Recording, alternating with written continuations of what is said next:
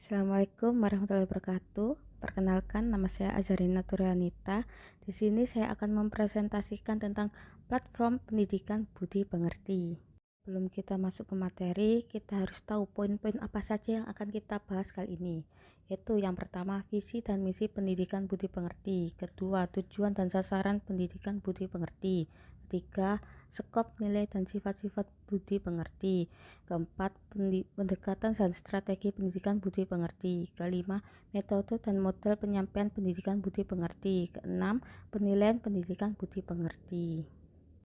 Poin pertama yang akan kita bahas adalah visi dan misi pendidikan budi pengerti. Visi pendidikan budi pengerti dalam konteks ini adalah kemampuan untuk memandang arah pendidikan budi pengerti ke depan.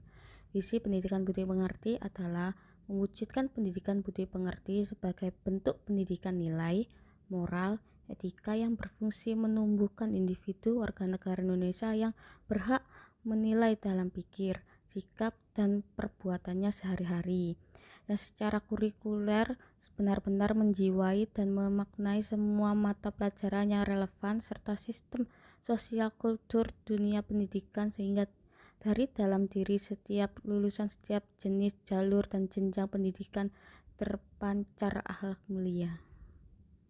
Misi adalah harapan pendidik budi pengerti untuk mencapai tujuan pembelajaran. Lebih lanjut, misi pendidikan budi pengerti adalah sebagai berikut. Yang pertama, membantu siswa memahami kecenderungan masyarakat yang terbuka dalam era globalisasi, tuntutan kualitas dalam segala bidang, dan kehidupan yang demokratis dengan tetap berdasarkan norma budi pengerti warga negara Indonesia. 2. Membantu siswa memahami disiplin ilmu yang berperan mengembangkan budi pengerti diperoleh wawasan keilmuan yang berguna untuk mengembangkan penggunaan hak dan kewajiban sebagai warga negara. 3. Membantu siswa memahami arti demokrasi dengan cara belajar dalam suasana demokratis sebagai upaya mewujudkan masyarakat yang lebih demokratis.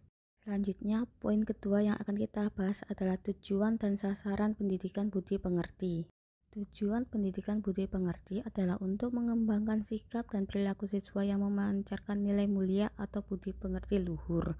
Pengertian budi pengerti mempunyai sasaran kepribadian siswa.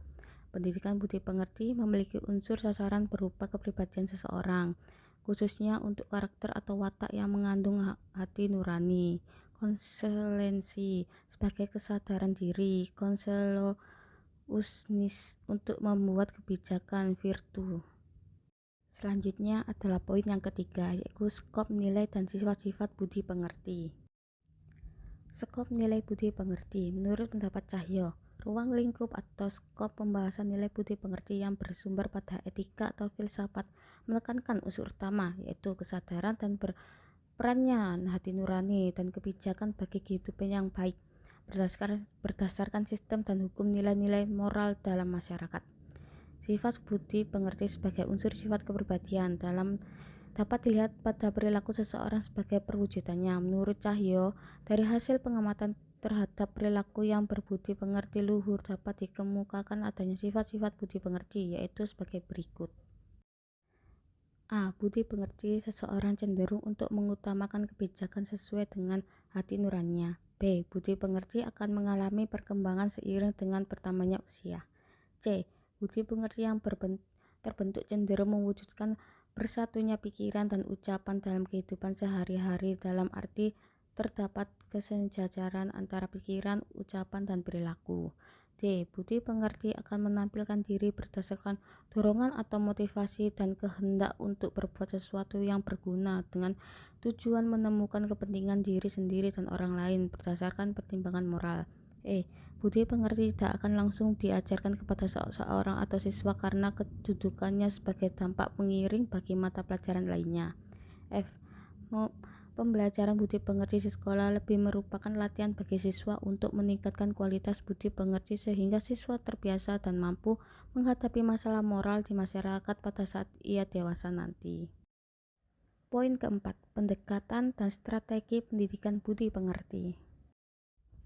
Penerapan pendidikan budi pengerti dalam konteks pendidikan sekolah saat ini menggunakan dua pendekatan utama, yaitu pertama, penyisipan plug-in 2. Perbaikan improvement dengan cara mengoptimalkan isi proses dan pengelolaan pendidikan saat ini guna mencapai tujuan pendidikan nasional. Menurut kurikulum berbasis kompetensi KBK, mata pelajaran budi pekerti untuk SD, SMP, dan SMA dalam rangka meningkatkan keberhasilan peserta didik untuk membentuk mental, moral, spiritual, personal, dan sosial, maka penerapan pendidikan budi pekerti dapat digunakan berbagai pendekatan dengan memiliki pendekatan yang terbaik, efektif, dan saling mengaitkan satu sama lain agar menimbulkan hasil yang optimal, sinergis. A. Pendekatan penanaman nilai. B. Pendekatan perkembangan moral kognitif. C. Pendekatan analisis nilai. D. Pendekatan klarifikasi nilai. E. Pendekatan pembelajaran berbuat. Pendidikan budi pekerti ditetapkan strategi dasar sebagai berikut. 1. Pendidikan budi pekerti sebagai substansi dan praksis pendidikan di lingkungan persekolahan, terintegrasi dalam sejumlah mata pelajaran yang relevan dan iklim sosial budaya sekolah. 2. Pengorganisasian pendidikan budi pekerti dalam kurikulum dunia persekolahan dapat dilakukan melalui beberapa alternatif. 3. Keterlibatan seluruh komponen penyelenggaraan pendidikan, khususnya guru, kepala sekolah, administrator pendidikan, pengembangan kurikulum, penulis buku, teks, dan lembaga pendidikan tenaga keguruan sesuai dengan kedudukan, peran, dan tanggung jawabnya. Poin kelima yaitu metode dan model penyampaian pendidikan budi pekerti. 1. Metode demokratis. 2. Metode pencarian bersama. 3. Metode siswa aktif. 4. Metode keteladanan. 5. Metode live-in. 6. Metode penjernihan nilai. A. Model sebagai mata pelajaran tersendiri. B. Model terintegrasi dalam semua bidang studi. C. Model di luar pengajaran. D. Model gabungan. Poin yang keenam dan yang terakhir adalah penilaian pendidikan budi pekerti. Penilaian budi pekerti terdiri dari dua, yaitu penilaian kumulatif dan penilaian kualitatif. Kesimpulan presentasi hari ini adalah pendidikan budi pekerti merupakan pendidikan nilai yang membutuhkan keterampilan khusus untuk proses penanamannya. Oleh karena itu, dibutuhkan kompetensi pendidik yang baik dan dapat memilih metode, model pengajaran yang komunikatif, inovatif, dan menarik.